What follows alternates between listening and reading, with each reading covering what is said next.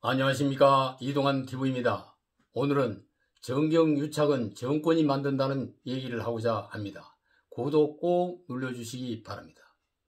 이재용 삼성전자 부회장이 1월 18일 경영권 승계를 위해 회사 돈 86억을 뇌물로 줬다는 혐의로 서울고등법원 파기환송심에서 징역 2년 6개월을 선고받고 법정 구속됐습니다. 이 부회장은 2018년 2심에서 집행유예로 석방된 지 2년 11개월 만에 경기도 의왕구치소에 재수감됐습니다. 형량이 그대로 확정되면 1심에서 실형을 받고 수감된 354일을 뺀 나머지 1년 6개월의 형기를 채워야 합니다. 재판장이 양형을 선고한 후 이 부회장의 변명의 기회를 부여하자 이 회장은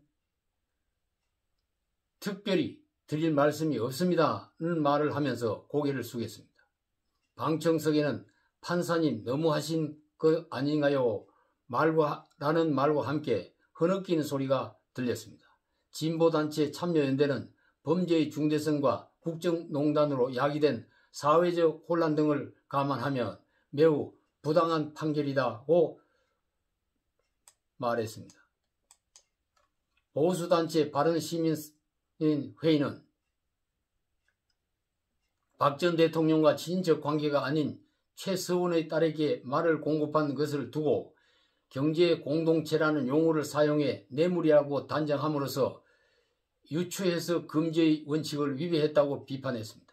이재용 부회장은 지난해 2월 재판부가 준법 경영을 형량에 참작하겠다고 하자 외부인으로 구성된 삼성 준법감시위원회를 만들기도 했습니다. 준법감시위원회의 권고에 따라 대국민 사과를 하면서 자녀에게 경영권 승계를 하지 않겠다, 무노조 경영을 폐기하겠다, 노동상권을 확실히 보장하겠다고 선언했습니다. 그 후 국가경제에 기여하기 위해 2018년 기존 주력사 외에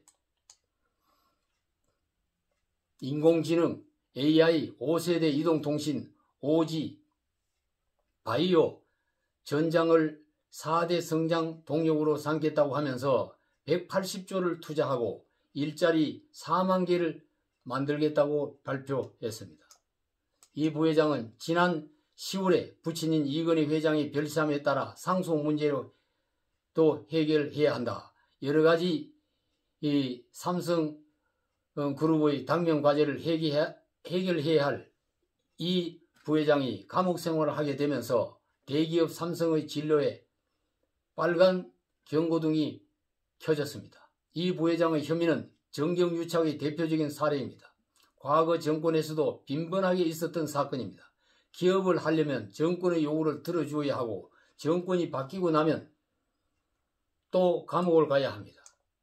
정권의 횡포에 시달리던 기업인은 안 주면 왜 안 주느냐고 하고 주고 나면 왜 주었냐고 하니 어찌하란 말인가 라는 탄식을 해왔습니다. 이 부회장 사건을 계기로 기업은 상납을 끊고 정권은 기업의 요구를 하지 말아야 한다는 정경유착의 악순환을 단절해야 한다는 지적을 하고 있지만은 정권부터 요구 건성의 뿌리를 없애지 않고는 불가능한 일입니다. 과거엔 강도가 칼을 들고 돈을 내놓으라고 했지만은 지금은 권력을 잡은 강도가 미소를 지으면서 겁을 주고 기업을 살리기 위해 바칠 수밖에 없게 되는 것입니다. 이재용 부회장 감방 생활을 시작했습니다. 이 부회장에게 감방은 첫째, 자기와 정면으로 대면할 수 있는 곳입니다. 53년의 인생을 살아온 인간 이재용을 만날 수 있는 곳입니다. 자기 스스로 자신을 결산하고 평가하고 자신을 재발견할 수 있는 절호의 기회를 헛되게 보내지 말아야 합니다. 둘째, 자신을 확대시킨 제2의 나인 삼성그룹의 밖으로 이탈해서 삼성과 다시 재회할 수 있는 곳이기도 합니다. 온통 이 부회장이 짊어진 무거운 짐을 내려놓고 삼성을 다시 바라볼 수 있는 절호의 기회를 삼아야 할 것입니다. 삼성의 진로가 보이고 기업이 유착의 덫을 뛰어넘는 법도 찾을 수 있을 것입니다.